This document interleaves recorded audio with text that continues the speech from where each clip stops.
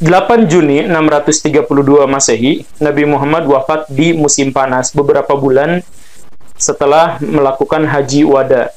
Jauh sebelum itu, Nabi Muhammad sudah bilang kepada beberapa sahabat utamanya atau beberapa keluarganya yang memang Nabi berfirasat bahwa sebentar lagi akan meninggal. Di antaranya adalah soal wahyu yang berhenti, kemudian ketemu sama malaikat Jibril 2 kali, dan seterusnya. Jadi beberapa bulan sebelumnya memang sudah seperti ini.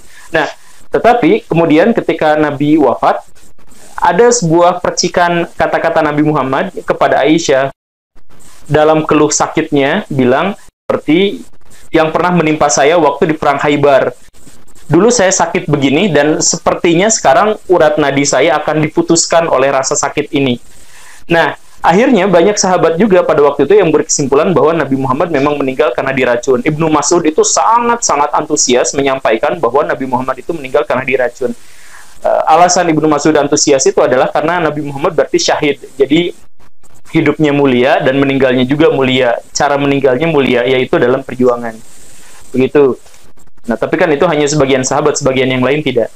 Masalah muncul ketika orang-orang pembenci kemudian menghasilkan sebuah kesimpulan bahwa begini kata-katanya.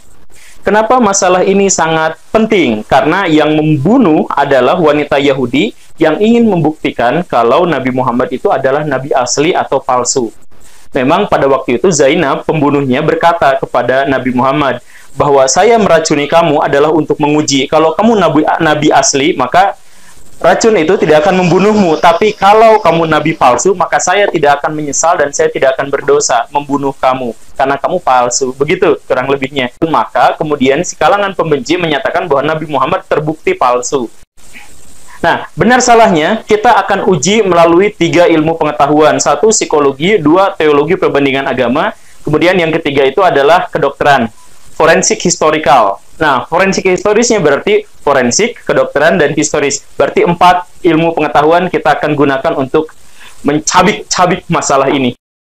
Yang pertama kita mulai dari sudut pandang psikologi. Psikologi dari si pembunuhnya atau si orang yang diduga membunuhnya.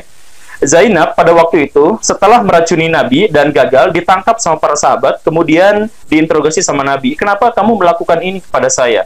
Maka Zainab berkata pada waktu itu, seperti yang tadi saya sampaikan, saya menguji, kalau kamu benar Nabi, maka kamu tidak akan apa-apa dengan racun itu. Tapi kalau kamu palsu, maka saya tidak khawatir akan kematian kamu. Saya nggak akan dosa. Begitu. Nah, sebenarnya pernyataan ini secara psikologis jelas salah. Karena pada waktu itu dia sedang sangat tertekan.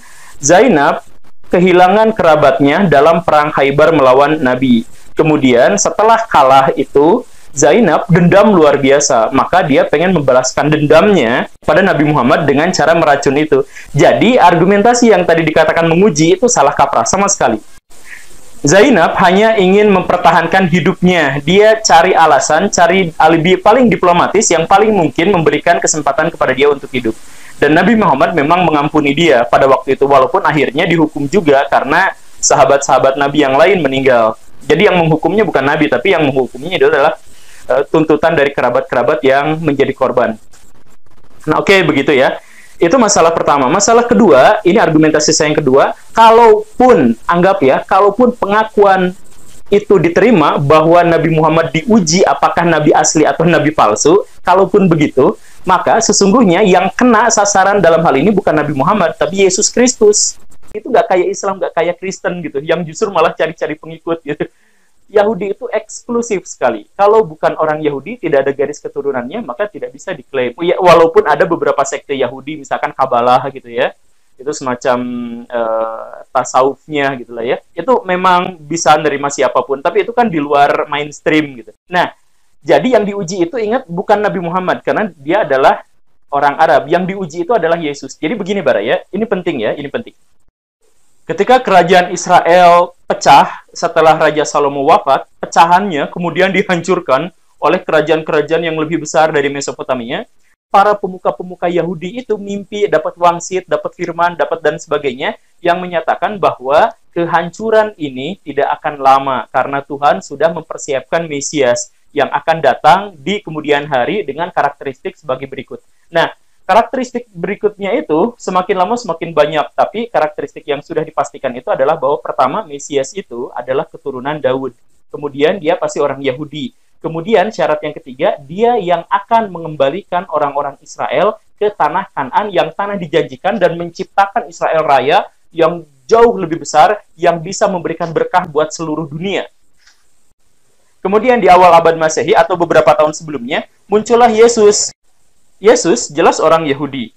Dan garis keturunannya, nyambungnya ke Daud. Oke, kena banget. Kemudian Yesus juga adalah seorang rabi. Pada waktu itu rabi Yahudi. Nah, tapi Yesus itu dalam tanda kutip nyeleneh. Hukum-hukum Taurat kok digantikan dengan hukum kasih. Ada orang yang berzina kok malah diampuni. Ada begitu banyak bid'ah-bid'ah baru yang ditawarkan oleh Yesus yang bertentangan dengan kitab suci agama Yahudi. Maka orang-orang Yahudi itu bingung, ini orang itu benar atau enggak. Dan lebih kaget lagi ketika Yesus melakukan beberapa mukjizat yang luar biasa. Yang paling memancing perhatian orang-orang Yahudi itu adalah ketika Yesus mampu membangkitkan Lazarus dari kematian. Pasti baraya semua sudah kenal tentang peristiwa itu. Nah, akhirnya orang-orang Yahudi itu mikir, ini Mesias yang ditunggu-tunggu atau bukan? Jangan-jangan iya, jangan-jangan tidak. Karena di dalam kitab suci orang Yahudi, itu ada keterangan sebagai berikut. 1. Ada Mesias di masa depan dengan karakteristik yang seperti itu. 2. Ada nabi palsu yang karakteristiknya juga sama seperti itu, antikristus. Saya bacakan di Ulangan 13, 1-5. Di situ disebutkan, hati-hati sama nabi palsu yang di masa depan akan datang. Ciri-ciri nabi palsu itu adalah dia bisa mengeluarkan mukjizat, dan mukjizatnya terbukti di depan mata kamu.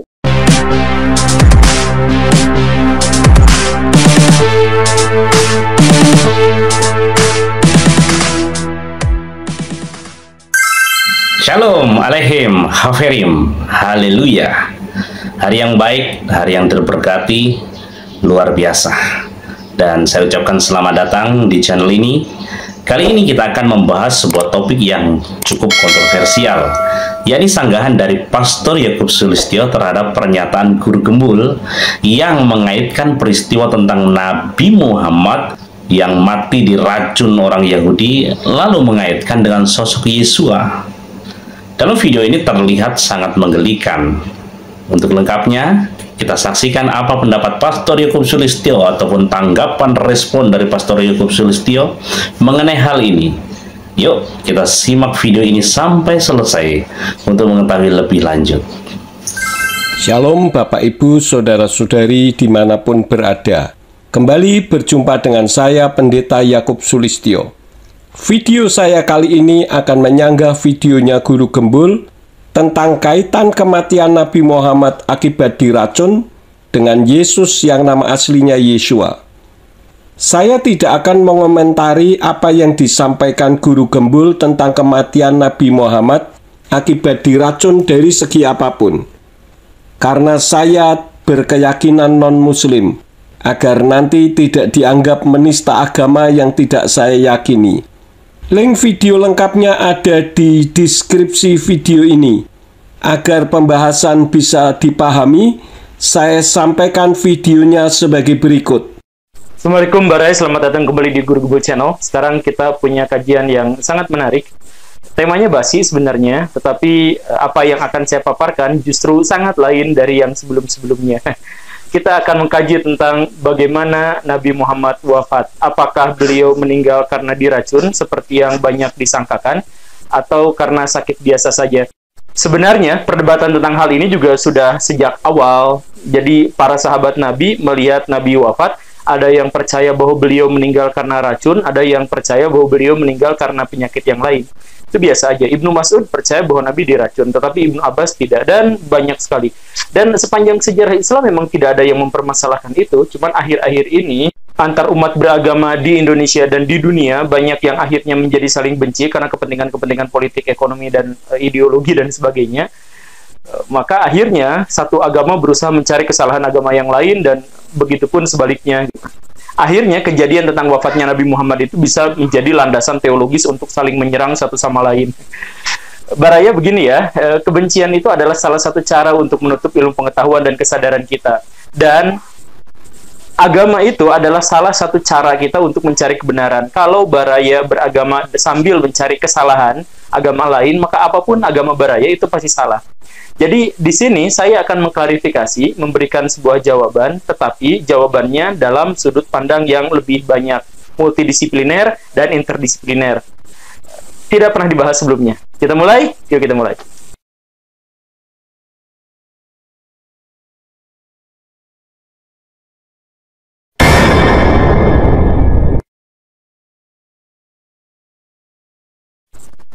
Juni 632 Masehi, Nabi Muhammad wafat di musim panas beberapa bulan setelah melakukan haji wada.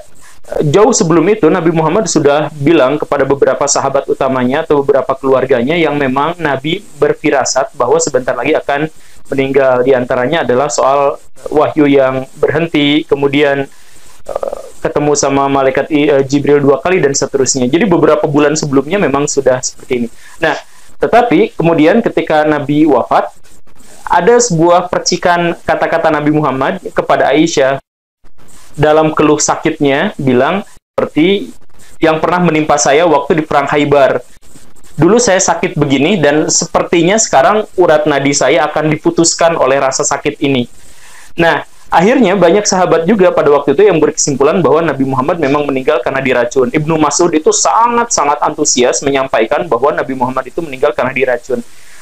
Alasan Ibnu Mas'ud antusias itu adalah karena Nabi Muhammad berarti syahid. Jadi hidupnya mulia dan meninggalnya juga mulia. Cara meninggalnya mulia, yaitu dalam perjuangan. Begitu. Nah, tapi kan itu hanya sebagian sahabat, sebagian yang lain tidak. Masalah muncul ketika orang-orang pembenci kemudian menghasilkan sebuah kesimpulan bahwa begini kata-katanya. Kenapa masalah ini sangat penting? Karena yang membunuh adalah wanita Yahudi yang ingin membuktikan kalau Nabi Muhammad itu adalah nabi asli atau palsu.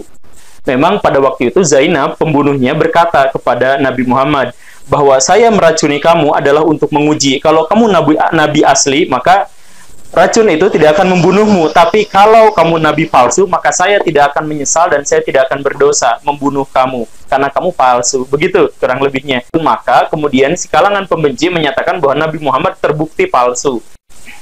Nah, benar salahnya kita akan uji melalui 3 ilmu pengetahuan. 1, psikologi, 2, teologi perbandingan agama, kemudian yang ketiga itu adalah kedokteran, forensik historikal. Nah, forensik historisnya berarti forensik, kedokteran, dan historis. Berarti 4 ilmu pengetahuan kita akan gunakan untuk mencabik-cabik masalah ini. Yang pertama kita mulai dari sudut pandang psikologi. Psikologi dari si pembunuhnya atau si orang yang diduga membunuhnya. Zainab pada waktu itu setelah meracuni Nabi dan gagal, ditangkap sama para sahabat, kemudian diinterogasi sama Nabi. Kenapa kamu melakukan ini kepada saya? Maka Zainab berkata pada waktu itu, seperti yang tadi saya sampaikan, saya menguji, kalau kamu benar Nabi, maka kamu tidak akan apa-apa dengan racun itu. Tapi kalau kamu palsu, maka saya tidak khawatir akan kematian kamu. Saya nggak akan dosa. Begitu. Nah, sebenarnya pernyataan ini secara psikologis jelas salah. Karena pada waktu itu dia sedang sangat tertekan. Zainab kehilangan kerabatnya dalam perang Khaybar melawan Nabi.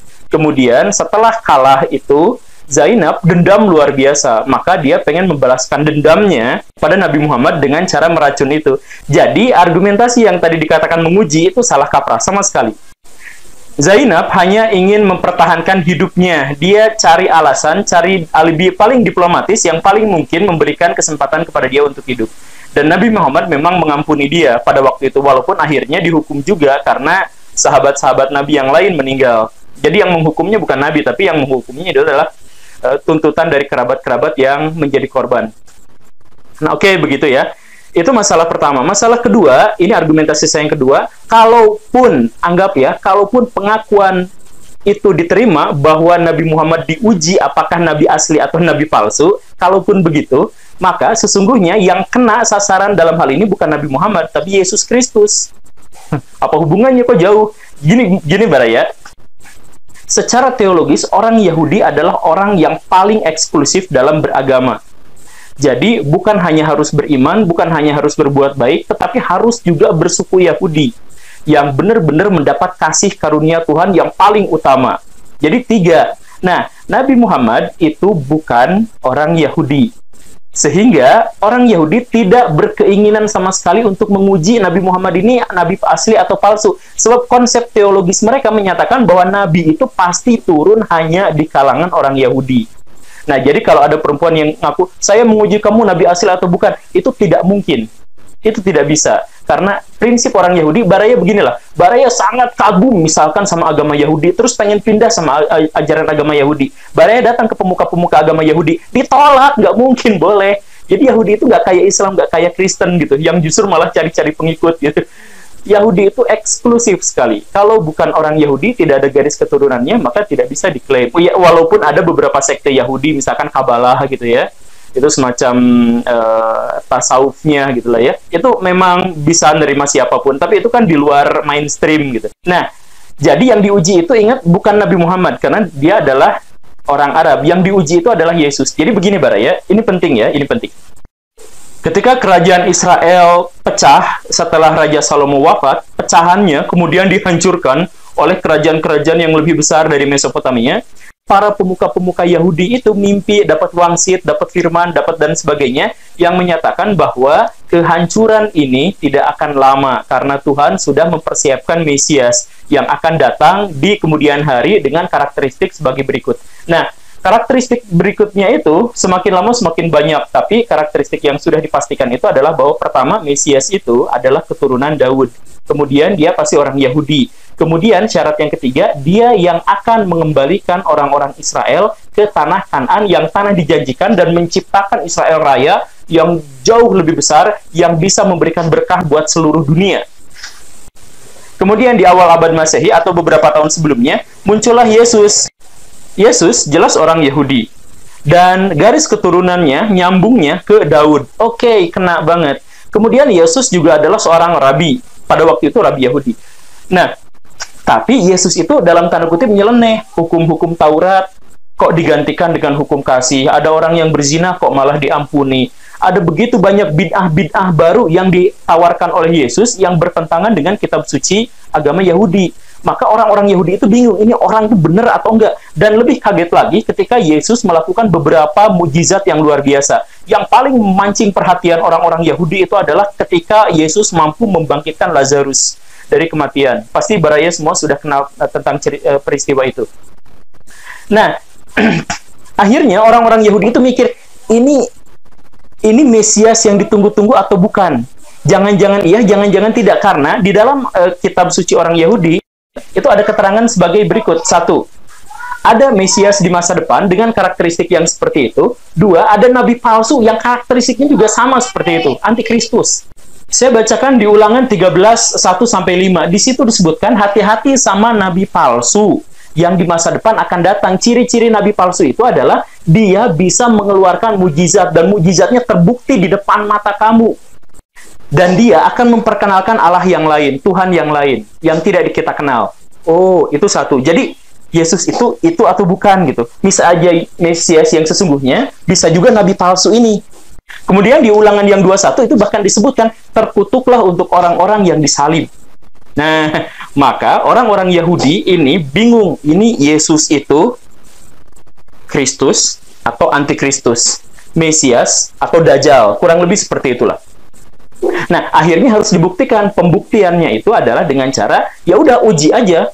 Didatangkan ke pengadilan, dilaporkan dulu, terus datangkan ke pengadilan, gini. Yesus berhasil lolos, tapi ditarik lagi ke pengadilan, bla bla bla bla bla, dan akhirnya dikasih hukuman. Kata orang-orang Yahudi, rabi-rabi Yahudi pada waktu itu, ya udah gak apa-apa. Kalau dia adalah Mesias asli, kalau dia adalah nabi asli, maka dia akan lolos dari hukuman salib.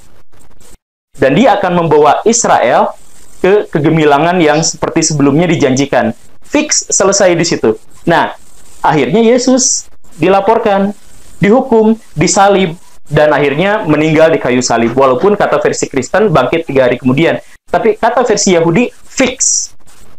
Yesus, nabi palsu, Mesias palsu. Itulah sebabnya orang-orang Yahudi sampai detik ini tidak mau menerima Yesus. Sampai sekarang. Begitu. Nah, jadi kembali lagi ke soal yang tadi, kalau argumentasinya adalah bahwa orang Yahudi sangat kritis sehingga dia harus menguji apakah ini nabi asli atau nabi palsu, sepakat, benar sekali. Nah, ayo kita tanyakan pada orang Yahudi. dengan teks-teks kitab Yahudinya, bukan berdasarkan teks Kristen. Kan masa pembuktiannya orang Yahudi, tapi orang Yahudinya nggak diajakin gitu. Orang Islam, dalam hal ini Nabi Muhammad, menolak keras kesimpulan Yahudi. Kata Nabi Muhammad, Yesus itu Nabi asli.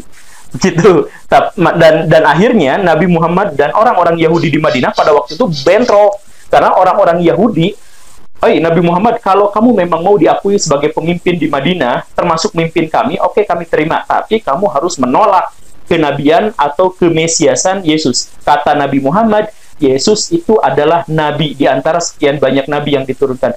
Guntreng, ribut, orang-orang Yahudi akhirnya berkhianat lagi, dan seterusnya, karena tidak pernah mau dipimpin sama orang yang pro Yesus.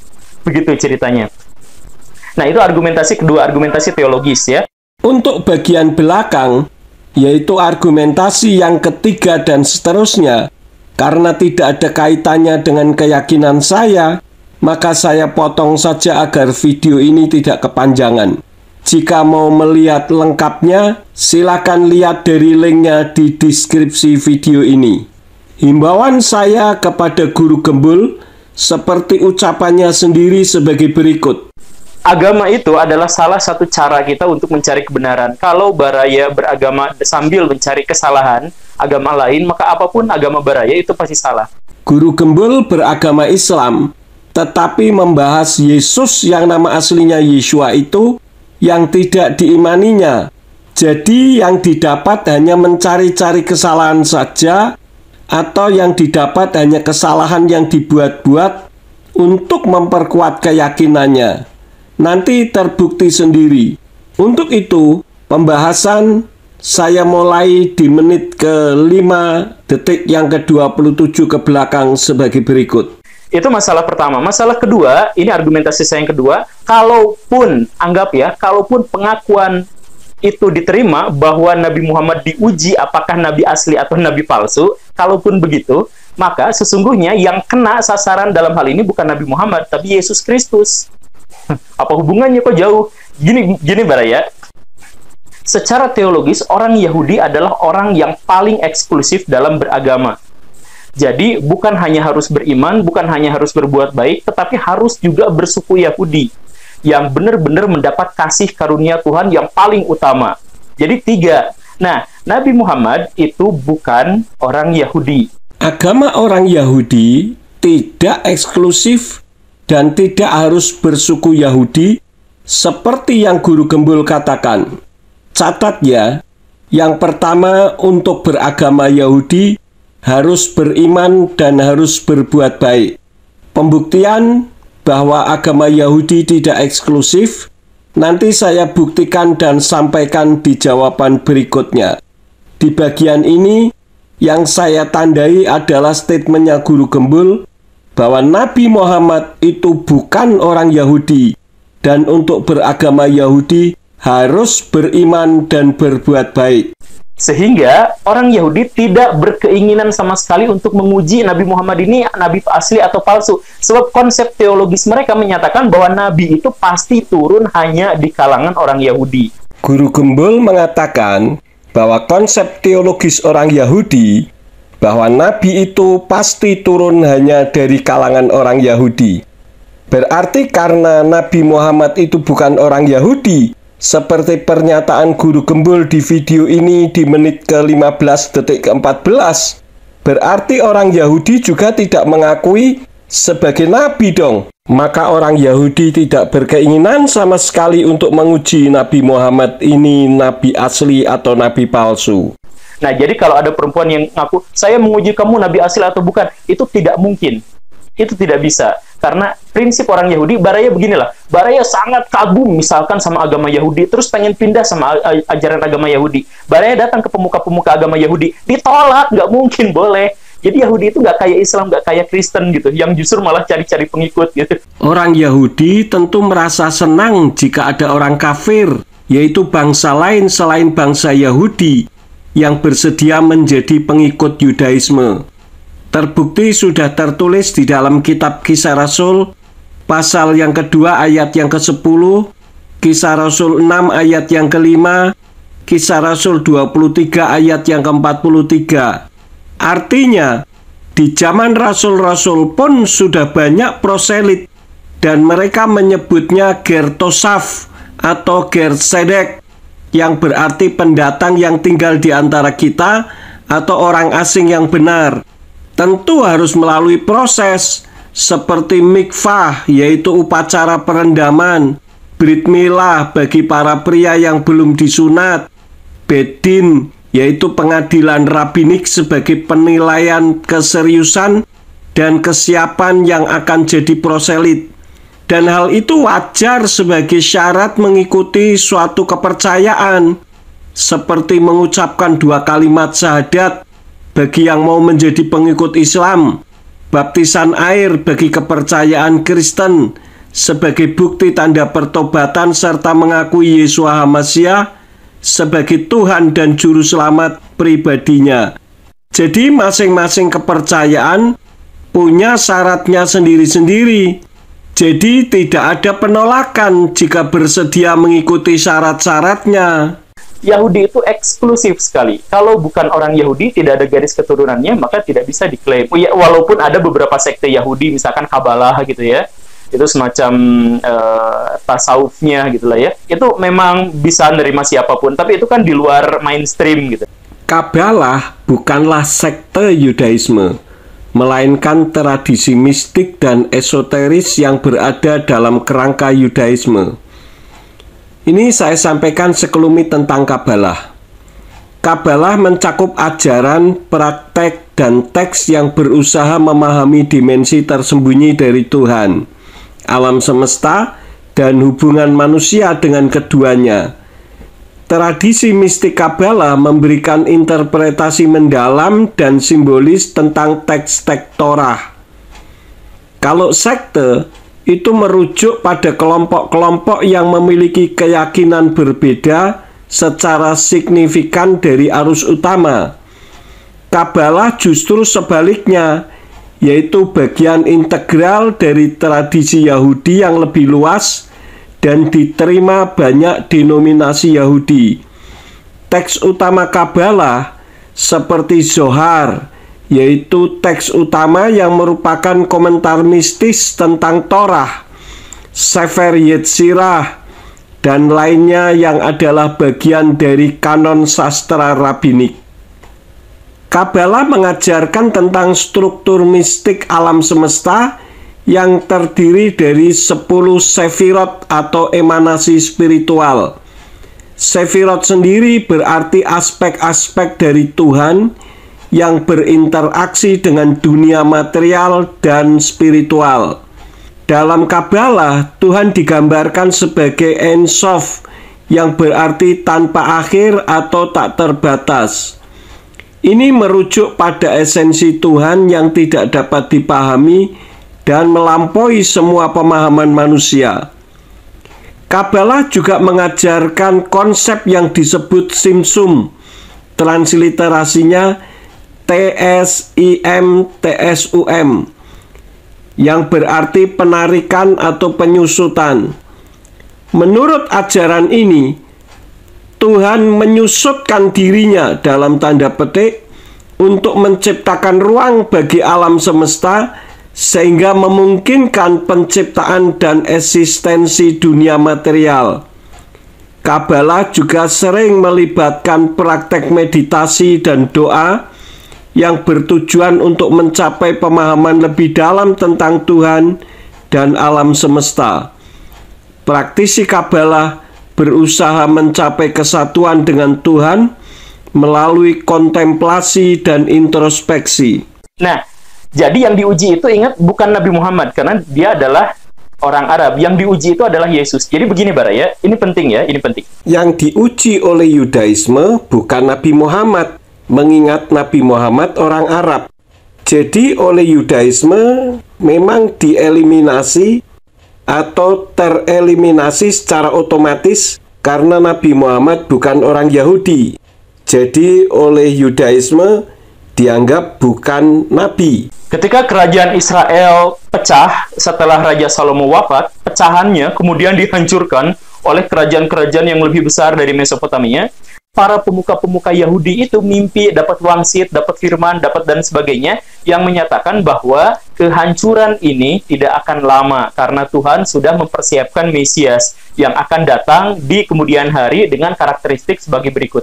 Nah, karakteristik berikutnya itu semakin lama semakin banyak, tapi karakteristik yang sudah dipastikan itu adalah bahwa pertama, Mesias itu adalah keturunan Daud. Kemudian dia pasti orang Yahudi. Kemudian syarat yang ketiga, dia yang akan mengembalikan orang-orang Israel ke tanah Kanaan yang tanah dijanjikan dan menciptakan Israel Raya yang jauh lebih besar yang bisa memberikan berkah buat seluruh dunia. Mesias yang dijanjikan Tuhan Sang Pencipta langit dan bumi melalui nubuatan kitab para nabi memang disalahartikan oleh orang Yahudi karena dianggap Mesias akan membawa pembebasan politik dari penjajahan Kekaisaran Romawi.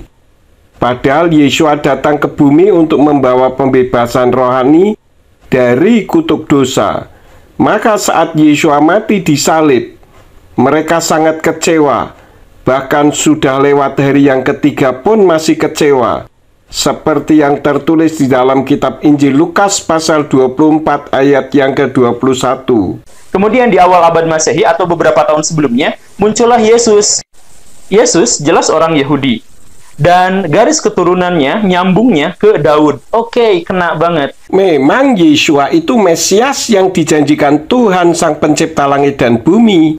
Jadi ya pas banget. Kemudian Yesus juga adalah seorang rabi. Pada waktu itu rabi Yahudi. Dalam wujudnya seperti manusia, Yesua juga sebagai rabi. Karena sejak usia 12 tahun hingga sekitar 30 tahun, Yesua berada di bait suci. Dan dalam wujudnya seperti manusia, Yesua juga belajar Torah. Sehingga Nakdimon atau Nikodemus pun memanggilnya dengan rabi. Seperti yang tertulis di dalam kitab Injil Yohanan atau Yohanes pasal yang ketiga ayat yang kedua.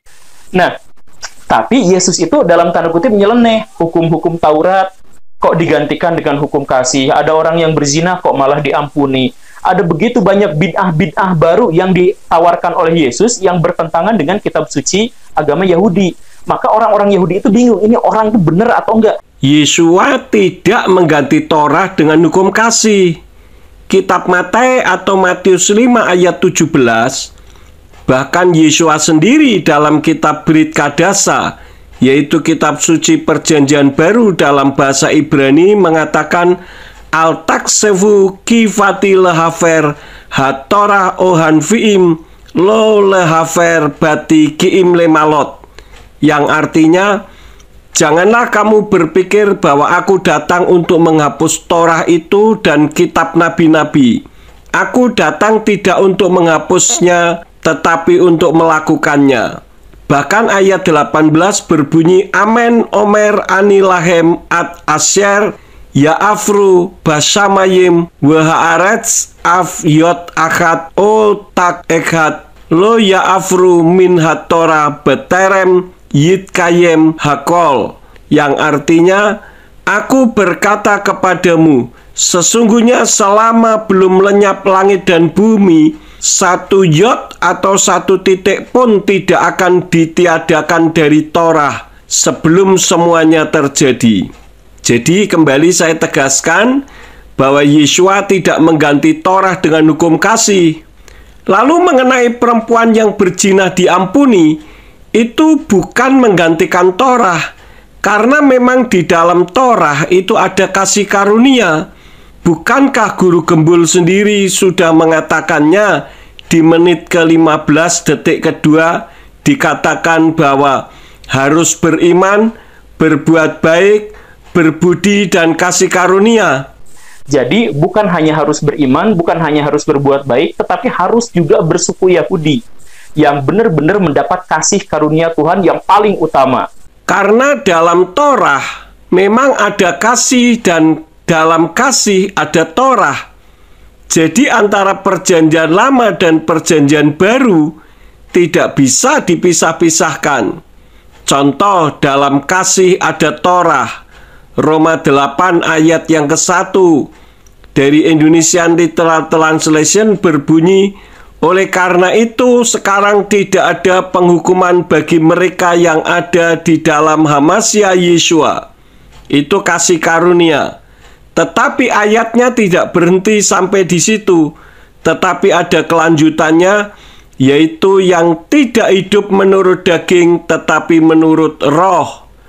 Dan hal itu seperti King James Version yang berbunyi, "There is therefore now no condemnation to them which are in Christ Jesus." Itu kasih karunia. Namun masih ada kelanjutannya, yaitu "who walk not after the flesh, but after the Spirit." Jadi sama seperti kitab berbahasa Ibrani yang berbunyi, "Alken evo ein asma latvekim be Yeshua Hamasya." Itu kasih karunia. Dan ada hukumnya, ada torahnya, yaitu Hamid Halkim Selo Kabasar Ela Levi Haruah. Sayangnya terjemahan dari Yayasan Lembaga Alkitab Indonesia terpotong separuh. Demikian pula dalam kitab Injil Lukas pasal 16 ayat 16 yang berbunyi, "Hukum Taurat dan kitab para nabi berlaku sampai kepada zaman Yohanes. Dan sejak waktu itu kerajaan Allah diberitakan dan setiap orang menggagahinya berebut memasukinya." Ayat ini berkesan Torah sejak zaman Yohanan atau Yohanes sudah tidak berlaku. Padahal dalam kitab Brit Kadasa berbunyi, "Hatorah wehanfiim at Yohanan teku fatam umeetahi hekela besrat malkut ha Elohim wekal israt akhareha litpasba bekaska," yang artinya Torah dan para nabi ada sampai Yohanan. Dari sejak itulah kemudian kerajaan Elohim diinjilkan dan setiap orang memaksa masuk ke dalamnya. Saya tidak bisa terangkan secara panjang lebar karena akan memakan banyak waktu. Untuk lebih jelasnya, dengarkan khotbah saya tentang hal ini di channel YouTube saya yang berjudul Makna Teologis Kebangkitan Yeshua. Linknya ada di deskripsi video ini, jadi nanti bisa dilihat yang makna teologis kebangkitan Yeshua. Dan lebih kaget lagi ketika Yesus melakukan beberapa mujizat yang luar biasa. Yang paling memancing perhatian orang-orang Yahudi itu adalah ketika Yesus mampu membangkitkan Lazarus dari kematian. Pasti baraya semua sudah kenal tentang peristiwa itu. Nah, akhirnya orang-orang Yahudi itu mikir, ini Mesias yang ditunggu-tunggu atau bukan? Jangan-jangan iya, jangan-jangan tidak. Karena di dalam kitab suci orang Yahudi itu ada keterangan sebagai berikut. 1. Ada Mesias di masa depan dengan karakteristik yang seperti itu. 2. Ada nabi palsu yang karakteristiknya juga sama seperti itu, antikristus. Yeshua membangkitkan Elazar atau Lazarus itu membuktikan kalau Yeshua berkuasa atas alam maut. Hidup mati manusia ada di tangannya. Karena Yeshua itu Elohim atau Tuhan Sang Pencipta langit dan bumi yang disembah para nabi, yaitu Yahweh yang turun ke bumi dalam wujud seperti manusia sebagai wujud cinta kasih Yahweh kepada manusia, yaitu sebagai Mesias yang dijanjikan yang telah dinubuatkan oleh kitab nabi-nabi. Contohnya kelahirannya dari seorang perawan tertulis di dalam kitab Yesayahu atau Yesaya pasal 7 ayat yang ke-14, dan nubuatan itu digenapi di kitab Matius atau Matius 1 ayat yang ke-22 sampai 23. Tempat kelahirannya dinubuatkan di Bethlehem atau Bethlehem, ditulis di dalam kitab Mika pasal 5 ayat yang kedua, dan digenapi di kitab Matius atau Matius pasal 2 ayat yang ke-1. Nubuatan penderitaan serta kematiannya tertulis dalam kitab Yesayahu atau Yesaya pasal 53, Mazmur 22, dan digenapi di dalam kitab Matius pasal 27. Mujizatnya sebagai tanda otoritas keilahiannya tertulis di dalam kitab Injil Yohanan atau Yohanes pasal 10 ayat 37 sampai 38, dan masih banyak lagi yang lainnya. Yesus sendiri mengatakan di dalam kitab Injil Yohanan atau Yohanes pasal 8 ayat yang ke-24 yang berbunyi, laken amarti lakem ki tamutu vakato tekem ki imlo ta'aminu fi ki anihu tamutu vakato tekem, yang artinya, oleh karena itu aku, yaitu Yesua, berkata kepadamu bahwa kamu akan mati dalam dosa-dosamu, sebab jika kamu tidak percaya bahwa akulah Dia, yaitu Yahweh, maka kamu akan mati dalam dosa-dosamu. Dan perkataan Yesua ini tidak dipahami oleh orang-orang Yahudi pada saat itu. Maka di dalam kitab Injil Yohanan atau Yohanes 8 ayat yang ke-27 dikatakan, Wehemlo hevinu zotki al-ha'af diber alechem, yang artinya mereka tidak mengerti bahwa Dia, yaitu Yesua, membicarakan Bapa, yaitu Yahweh, kepada mereka. Jadi kalau kita berbicara tentang Yesua itu utusan atau mengutus, dan ada istilah anak atau putra, itu hanya istilah saja saat Yesua menjadi seperti manusia. Kenapa keilahian Yesua ditolak? Karena manusia melogiskan Elohim yang melampaui logika. Maka kalau kita melihat di dalam ayat yang lain membuktikan bahwa Yesua itu adalah Elohim atau Tuhan, maka alam pun tunduk dan taat kepada Yesua ketika Yesua memberhentikan angin sakal atau angin topan. Dan itu tertulis di dalam kitab Markus pasal 4 ayat yang ke-39. Jadi kami umat Kristen itu tidak mentuhankan manusia, karena memang Yesua dari sononya adalah Tuhan, bukan manusia yang dijadikan Tuhan, tapi Tuhan yang menjadi seperti manusia. Saya bacakan di Ulangan 13, 1-5. Di situ disebutkan, hati-hati sama nabi palsu yang di masa depan akan datang. Ciri-ciri nabi palsu itu adalah dia bisa mengeluarkan mujizat, dan mujizatnya terbukti di depan mata kamu. Dan dia akan memperkenalkan Allah yang lain, Tuhan yang lain, yang tidak kita kenal. Oh, itu satu. Jadi, Yesus itu atau bukan gitu. Bisa aja Mesias yang sesungguhnya, bisa juga nabi palsu ini.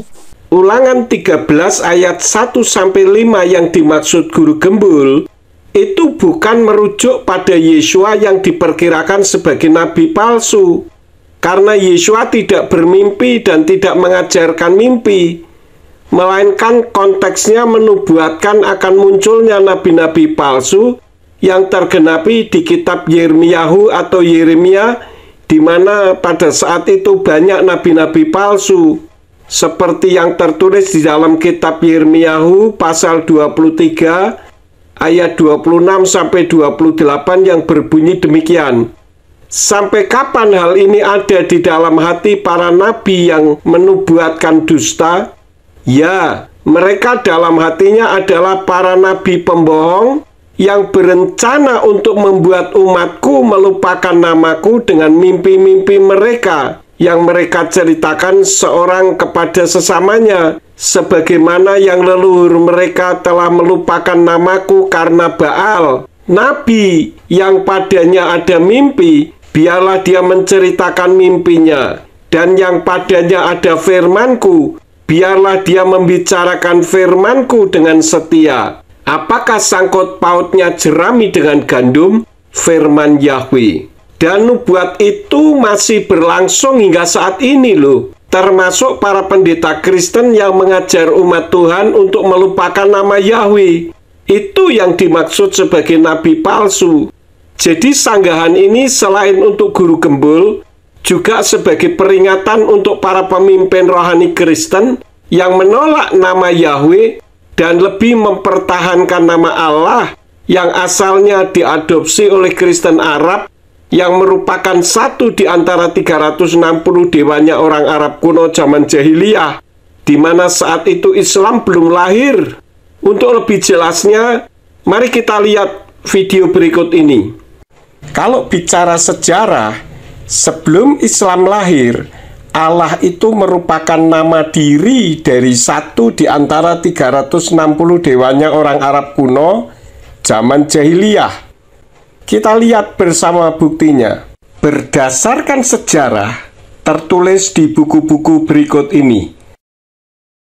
Seperti agama-agama manusia, bidah-bidah di Indonesia, Islam in Light of History, Jerusalem Countdown dengan pembahasannya Who is Allah, The Unfinished Battle Islam and the Jews, bahkan buku teologianya Islam sendiri yang berjudul Passing Over Melintas Batas Agama, dan masih banyak lagi lainnya, menerangkan siapakah Allah itu sesungguhnya, asalnya dari mana, sebelum Islam lahir sudah diadopsi oleh Kristen Arab, lalu diadopsi lagi oleh Islam, dan di Indonesia diadopsi lagi oleh Kristen dan Katolik. Silakan videonya di-pause untuk dibaca terlebih dahulu buku-bukunya. Allah bukan merupakan panggilan di Indonesia. Kalau Allah itu panggilan, itu memiliki arti dan persepsi yang sama dari berbagai pandangan, seperti kursi yang merupakan adopsi dari bahasa Arab al-kursi, memiliki makna dan persepsi yang sama, yaitu tempat untuk duduk.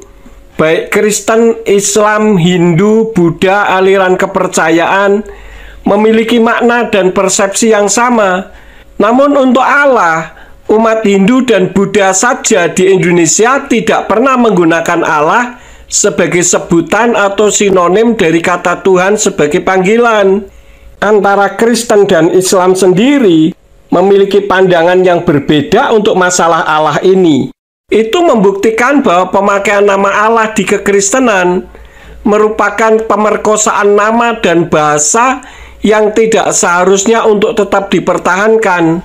Dan lagi, jika Allah itu generic name, kenapa tidak diganti saja dengan generic name yang lain yang tidak bermasalah di Indonesia?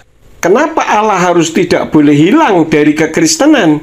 Kemudian dengarkan video berikut ini yang membuktikan bahwa Allah itu bukan generic name.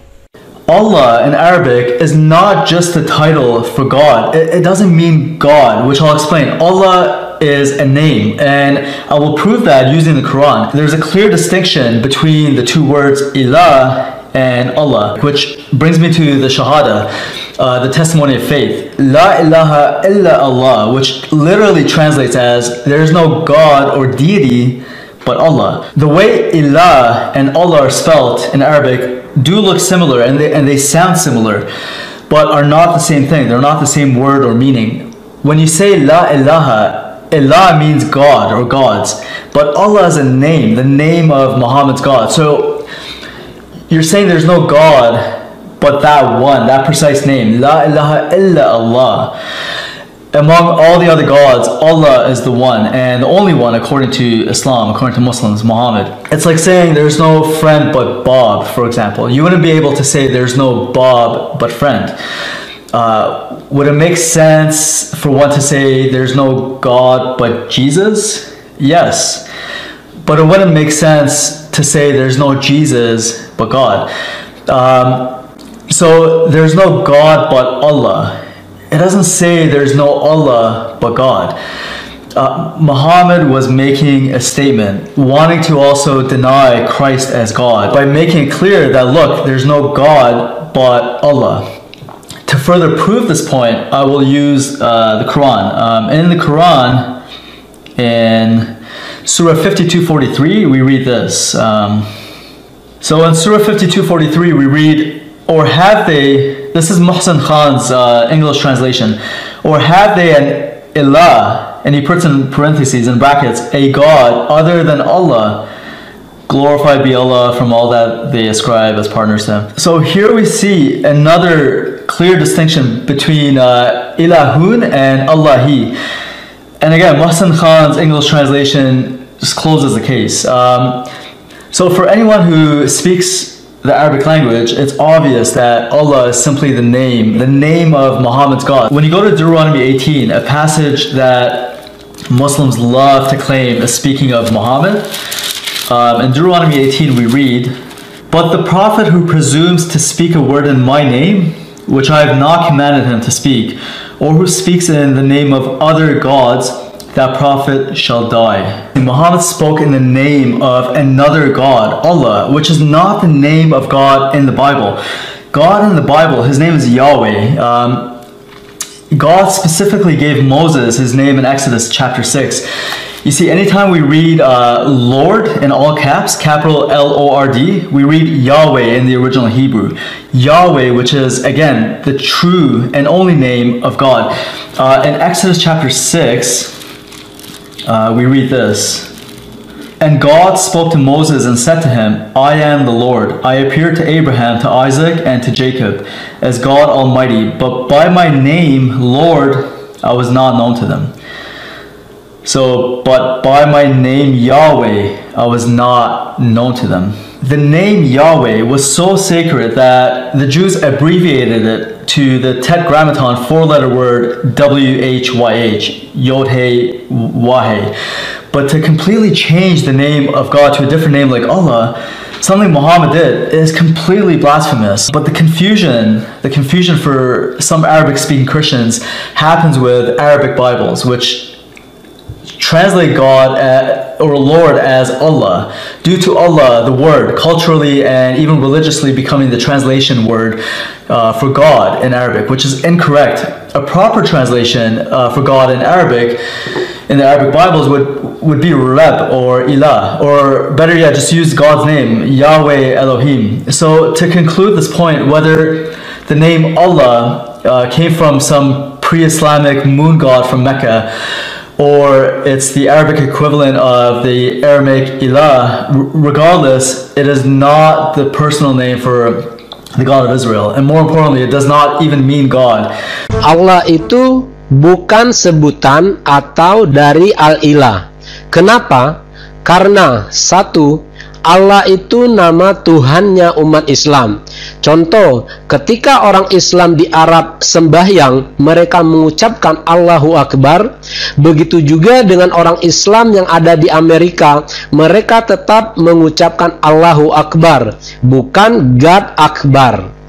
Kedua, Allah itu bukan dari Al-Ilah dengan menghilangkan alif seperti yang dijelaskan para dosen Islamologi, sehingga tinggallah.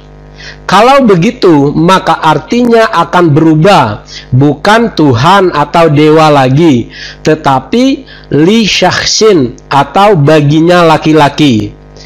Ketiga, ilah itu sudah satu paket kosakata yang tidak bisa dipenggal karena dia kata benda bukan kata kerja. Keempat, ilah bisa dimasukkan alif lam karena ilah adalah gelar atau sebutan, sedangkan Allah tidak bisa karena dia adalah nama pribadi. Contoh, ustazun atau guru laki-laki bisa dimasukkan dengan alif lam sehingga menjadi al-ustazu. Tetapi Fatimah tidak bisa ditulis menjadi al-Fatimah karena Fatimah itu adalah nama pribadi. 5. Ilah atau al-ilah ada musannanya, yaitu ilahani, artinya dua Tuhan atau dua dewa. Sedangkan Allah tidak ada musannanya atau tasnianya. Kalau ada, artinya bukan Allah lagi, tetapi menjadi Allahani. Ini menggantikan nama sesembahannya umat Islam. Contoh, Fatimah, kalau dimusanakan menjadi Fatimatani, maka nama Fatimah itu akan berubah, bukan Fatimah lagi, tetapi adalah Tante Fatimatani. 6. Ilah atau al-ilah bisa diterjemahkan menjadi dewa atau sesuatu yang disembah. Sedangkan Allah tidak bisa diterjemahkan ke dalam bahasa apapun karena dia adalah nama pribadi. Anda bisa melihat dalam Kamus Indonesia, Arab, Inggris, karangan Abdu bin Nuh dan Umar Bakri halaman 76. Ketujuh, Allah bukan dari alif lam ha. Karena kalau diuraikan secara ilmu sorof tidak pernah ditemukan baik fi'il madinya, mudhari'nya maupun masdarnya. Yang ada alif lam lam ha atau Allah. Tetapi kalau diuraikan secara wazan dalam ilmu sorof juga tidak bisa menjadi Allah. Contoh, Allah dengan wazan af'ala yuf'ilu if'alan. Jadi kalau kita uraikan secara nahwu sorof, Allah itu menjadi Allah yulihu illahan, dan itu bukan Allah, tapi itu adalah sebutan. Kenapa? Karena Allah adalah nama pribadi yang tidak bisa dikutak-katikkan. Lihat juga pernyataan Christian Prince berikut ini. But here we have more important question about what is the name of Isa. Here you see the Muslim they translate as Jesus. But the fact, the word Yeshua or Yeshua in Arabic and Yeshua in Hebrew, not mentioned once in the Quran. So this is a fabrication. Or let us say it's a fabricated translation. The same as some Christian who translated the Bible into Arabic and they used the word Allah in the translation. That is a fabrication too. So translation can be full of fabrication, the same as some who translated the Bible and used the word Allah, but in fact this is not Christianity, and Allah has nothing to do with Christianity. And after 1400 years of occupation, the Arab Christians forced to use the word Allah, and now it became part of their, let us say, daily life talking. If you go to all Islamic countries where Christians are minority, you will see all of them, they use the word Allah. Why? Because simply they are under the control of Muslims. However, when the Muslims they notice that using the word Allah is not for their benefit, they will forbid you from using it, as what happened in Malaysia. In Malaysia, they made the court order that no Christian should use the word Allah in a church, because that is the name of the God of the Muslims, and I agree with the court actually. They should not use it, and any Christian who used the word Allah, he should refrain from using it, for this is a pagan word and have nothing to do with us. So I agree 100% with the court of Malaysia, which is saying Allah is a name of the God of Islam and have nothing to do with the Christians. Why the Muslims in that country, they were upset from Christian using that word? Because they noticed a lot of Muslims converting out of Islam. So they said to themselves, maybe the missionaries, because they are using the word Allah when they speak to the Muslims, make the Muslims easy transaction from the cult of Islam to Christianity. And as I say, it's wrong to use the word Allah, for this is a pagan name, and it's not the word meaning God, it's a name of a God which is a pagan God, exists before Islam. Yeah, that's what is wrong to use. There's many Bible translation, they are using the word Allah. That's absolutely false translation, and we should avoid saying the word Allah, praying to God.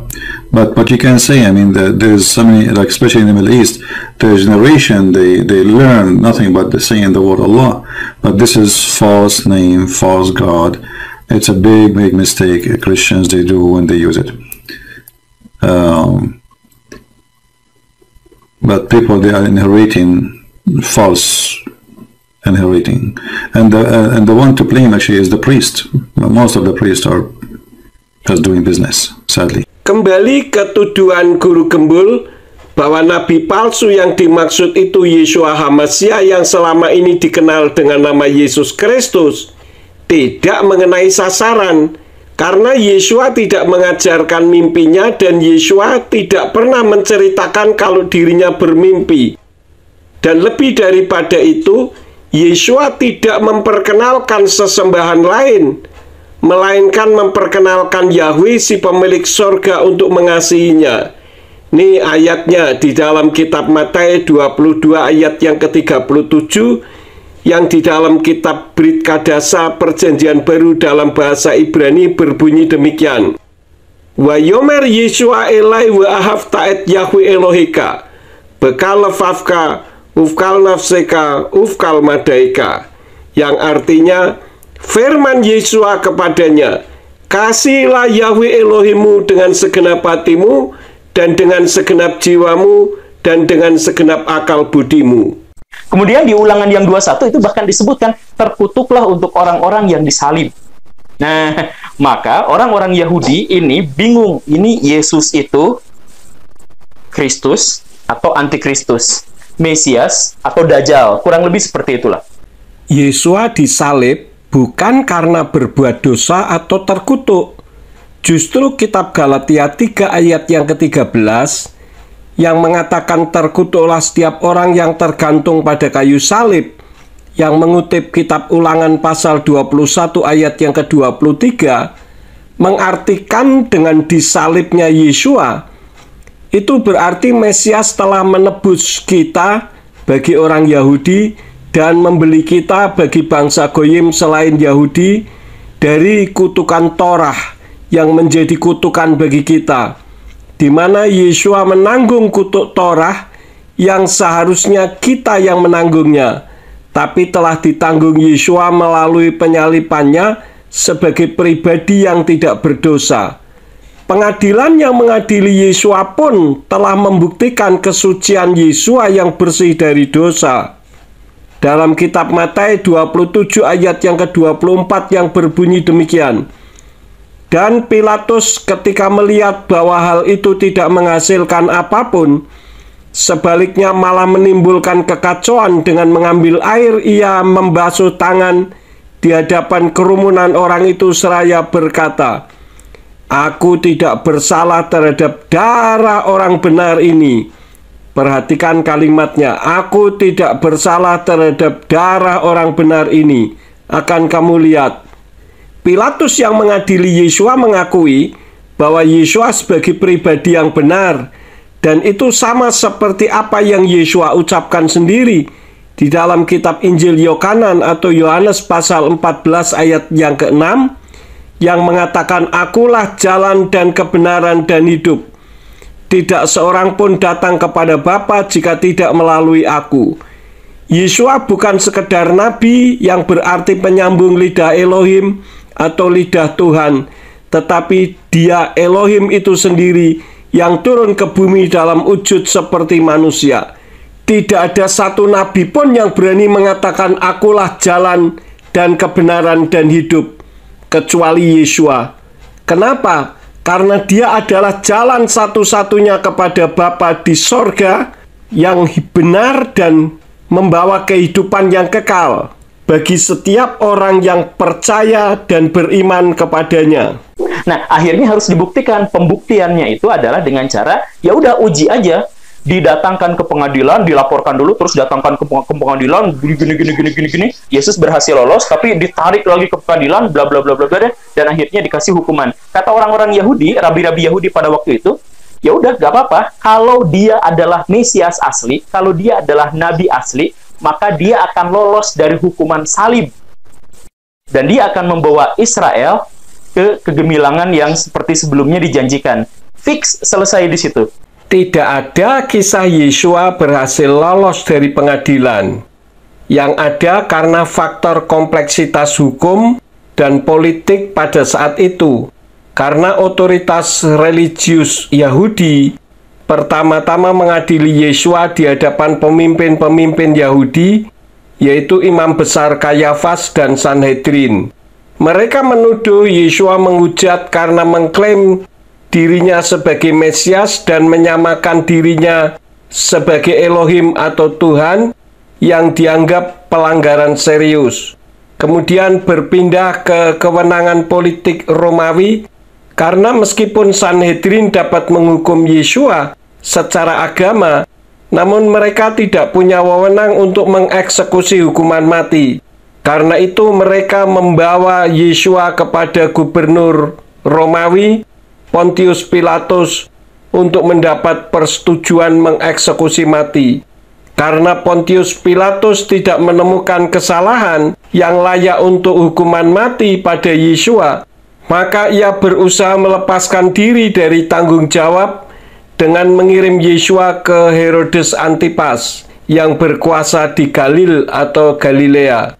Dan Herodes Antipas juga tidak menemukan kesalahan yang pantas untuk hukuman mati, maka dikembalikan lagi ke Pontius Pilatus. Ini sekaligus membuktikan kekudusan Yesua sebagai satu-satunya jalan yang benar menuju ke kehidupan yang kekal, tempat Bapa Yahweh bersemayam di Samayim atau di sorga. Jadi bukan merekayasa sejarah seperti yang Guru Gembul sampaikan. Dan mana dalilnya rabi-rabi Yahudi mengatakan kalau dia adalah Mesias asli, maka dia akan lolos dari hukuman salib.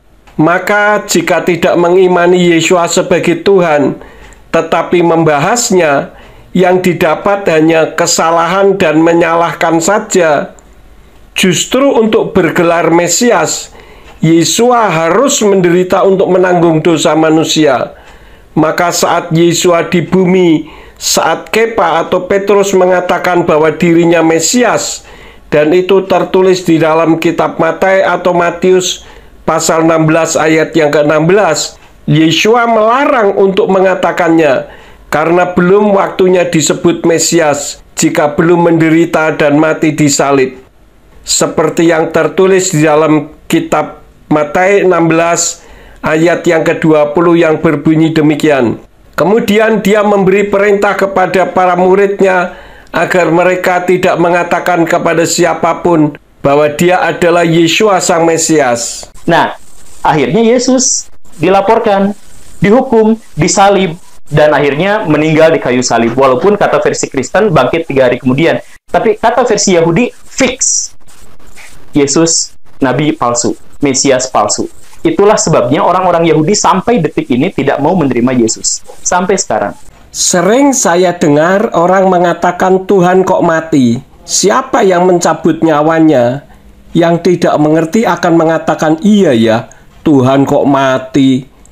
Memang setan takut Yesua yang Tuhan itu mati, karena berarti Yesua benar sebagai Mesias, yaitu sebagai juru selamat manusia, karena sudah melewati penderitaan. Dan itu tertulis di dalam kitab Injil Lukas pasal 24 ayat 26, Kisah 3 ayat 18, Kisah 17 ayat 3, Kisah 26 ayat 23, dan lain-lain. Sehingga sebagai Tuhan atas orang-orang mati juga, seperti yang tertulis di dalam kitab Roma pasal 14 ayat 9. Artinya, saat kita sudah mati pun Tuhan kita tetap sama, yaitu Yesua.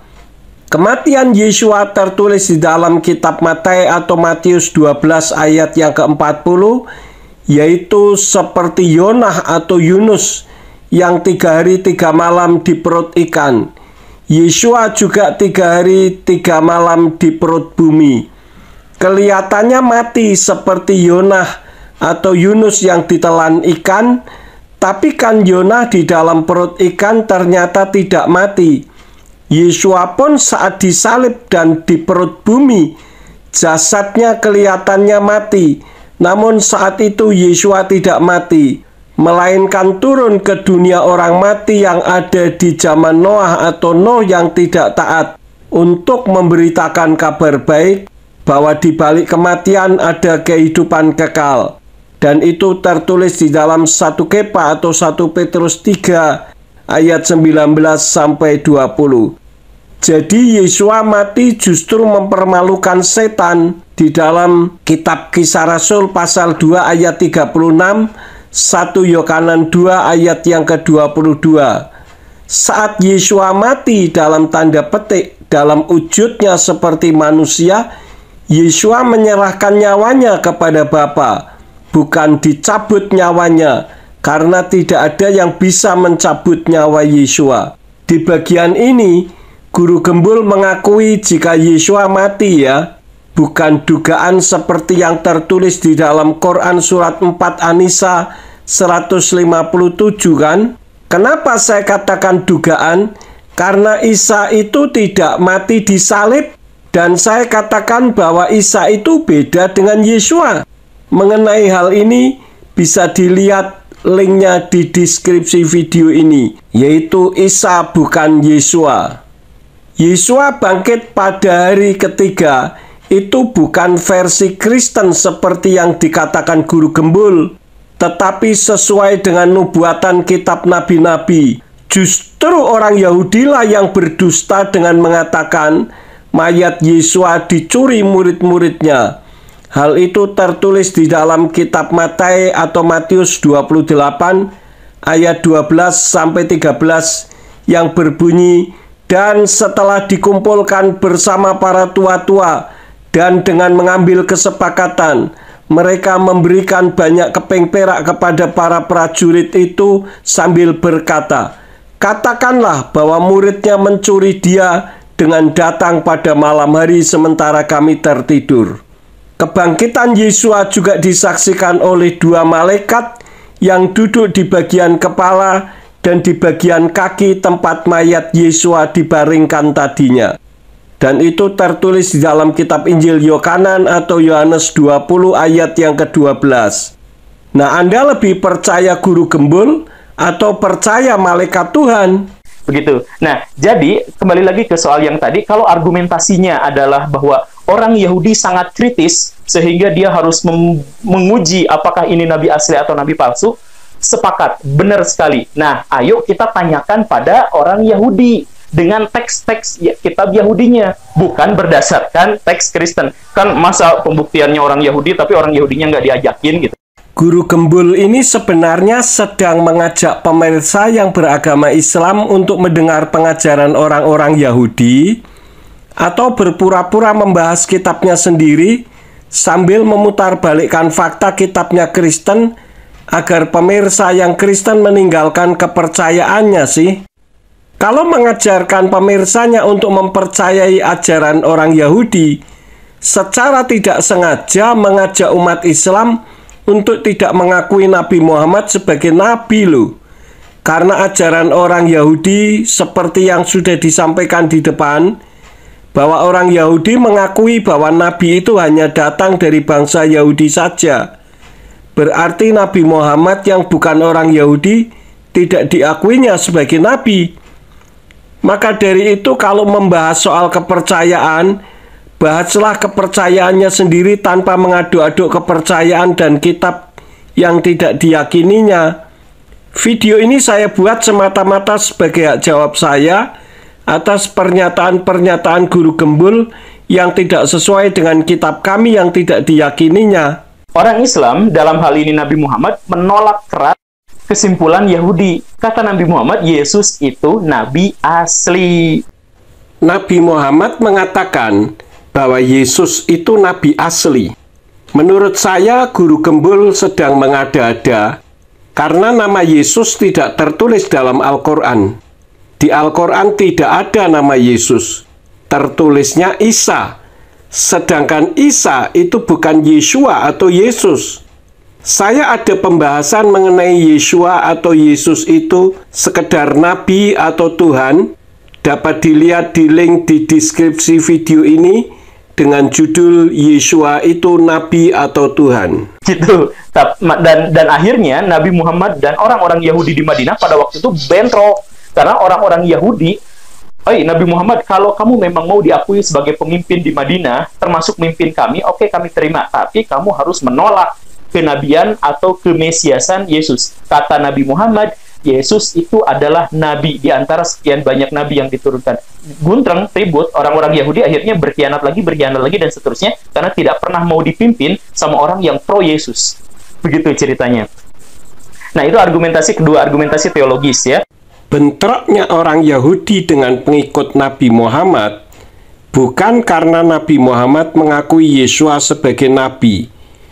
Tidak ada bukti satu naskah sejarah pun yang mencatat hal tersebut, melainkan karena beberapa faktor, baik faktor teologis maupun faktor sosial dan ekonomi.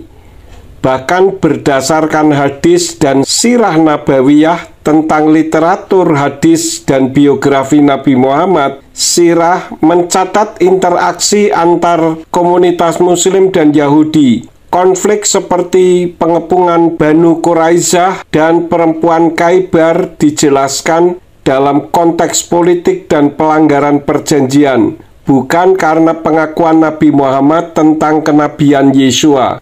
Justru dalam naskah-naskah Piagam Madinah, penyebab konflik lebih banyak bersifat politik, sosial, dan ekonomi, serta penolakan terhadap kenabian Muhammad. Demikianlah video ini saya buat untuk meluruskan pernyataan-pernyataan guru gembul yang tidak sesuai dengan iman saya sebagai pengikut Yeshua HaMashiach, yang adalah Yahweh Elohim Sang Pencipta langit dan bumi serta alam jagat raya, yang turun ke bumi dalam wujud seperti manusia, yang saat ini berdiam dalam hati saya sebagai penasehat ajaib. Karena Immanuel, Imuna Anaknu Elohim, Elohim yang berdiam di dalam hati manusia, yaitu Ruach HaKodes, yang selama ini dikenal dengan sebutan Roh Kudus. Kiranya video ini memberikan pencerahan. Terima kasih telah menyaksikan video ini hingga akhir. Kiranya penjelasan dari Pastor Yakub Sulistyo dapat memberikan pemahaman yang lebih jelas dan membuka wawasan baru tentang topik yang kontroversial ini. Jadi jangan lupa untuk like, share, dan subscribe agar tidak ketinggalan video menarik lainnya. Sampai jumpa di video berikutnya. Bapak Yahweh, Besem Adoni Yeshua HaMashiach, Ruach HaKodes memberkati. Shalom.